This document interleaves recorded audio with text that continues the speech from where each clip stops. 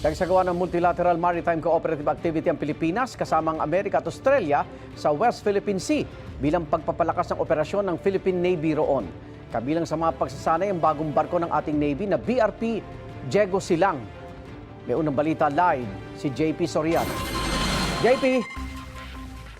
Igan, mga kapuso, naging matagumpay at makabuluhan daw ang ginawang maritime cooperative activity ng Pilipinas kasama ang US at Australia. Ito ay sa kabila namang pagsulpot ng mga tila uninvited guest sa West Philippine Sea.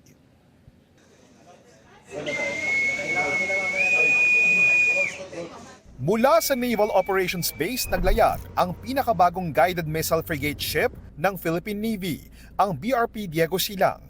Isa ito sa mga kalahok sa ika-14 na Multilateral Maritime Cooperative Activity ng Philippines, Australia at Amerika, mga bansang kaalyado ng Pilipinas at kaisa sa pagpapalakas ng maritime at defense security. Ang layunin nito, makapagdaos ng mga interoperability exercises na makatutulong sa operasyon ng Philippine Navy sa karagatan, kabilang na sa West Philippine Sea. Kasama sa isinagawa ang paglanding ng AW-109 chopper ng Philippine Navy sa flight deck ng BRP Diego Silang.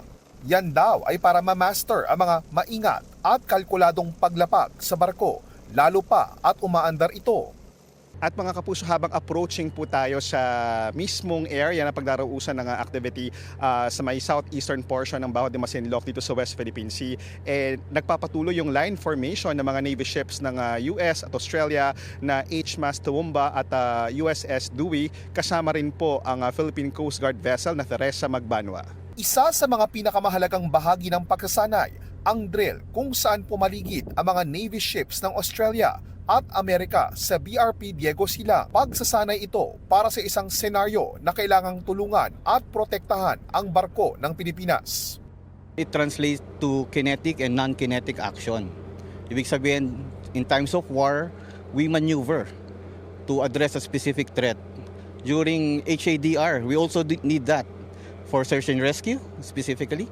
And maraming application ang division tactics. Ang pinaka-importanting takeaway ko dito is in terms of division tactics, specifically maneuvers. Hindi tayo nahuli. Actually, we were abreast sa ating mga partners at kung hindi man tayo nahuhuli, kasabay na natin siya.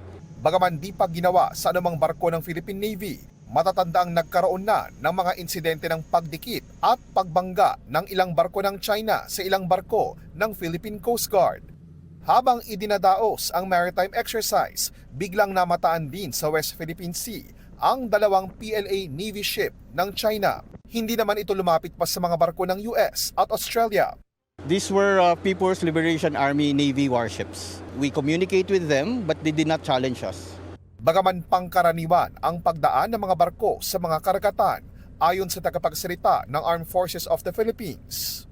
Basically, these are illegal presence in the area. So as this was observed, this is going to be submitted to the proper agency accordingly.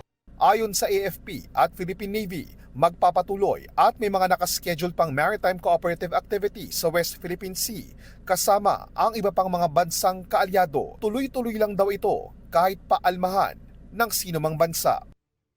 At iga na kabilang po sa mga lumahok doon sa naganap na maritime exercise, yung mga nagpalipad po ng mga Philippine Navy helicopters ay mga kababaihan. Bagay po na ipinagmamalaki ng AFP at para sa kanila ay natupad nila ang kanilang misyon sa maritime activity kahapon. Ito ay sa kabila ng mga illegal presence sa West Philippine Sea. At yan muna ang latest, balik muna sa iyo. Igan, mauna ka sa mga balita, mag-subscribe na sa GMA Integrated News sa YouTube para sa iba't ibang ulat sa ating bansa.